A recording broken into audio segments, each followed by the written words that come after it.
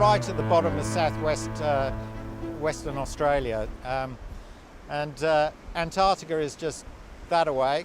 There's nothing really between here and there. Its purity and cleanliness is always been a signature of the environment down here. I lived on this beach for about a year, and on regular morning walks up and down this beach, I just started collecting small pieces of plastic.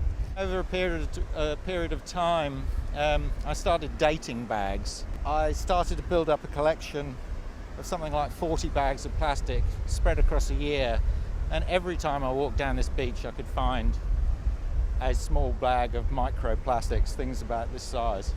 There's a certain kind of forensic quality to the photos that you bring to the plastic. They're not innocent, are they? No, they're severely toxic. They break down, they attract latent toxic poisons in the ocean, and they stick to these things.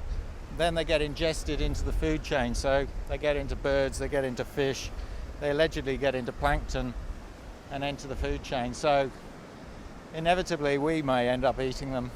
I started photographing these things on black velvet, and this beach is so white that the sand, it really is like glass when you photograph it with a macro lens. And on black velvet, these objects looked like they were floating in space, so they had this sort of space junk notion about them. This bottle top has the stamp that reflects it comes from Southeast Asia. It's a well-known brand of water bottle. On this beach, a lot of the debris is going to come from local sources, but this is a global problem. Scientists say that some of this debris comes from as far as Southeast Asia, travels along a current or a flow, all the way along this coast to Good Beach, which is an eastern-facing beach. That brings water along the west coast and onto the south coast, and it goes as far as Tasmania. The important things of plastics is that they last for a long time. So they can be coming from the Philippines. It may have originated from on the west coast of the US, because they're all connected. There's a little girl went down to the beach in Essex, and she released a Coke bottle with a message in it. But 2 months later, it was washed up just north of here in Geraldton. So the oceans are connected.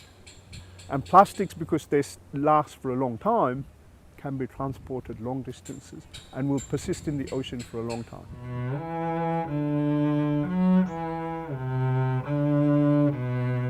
The work is supposed to be slightly beautiful, but also sort of darkly menacing. And I quite like that. I mean, I don't really like the material. I don't particularly want to make objects or things out of plastic, because I think it's quite an insidious material, obviously, in this context. So, but in the same way as a sort of a sweet shop, if you like, or a kid's toy shop with lots of plastic objects, I quite like the seductive nature of the stuff, because the objects almost look like jewels or butterflies that entice you in, if you like, and trick you.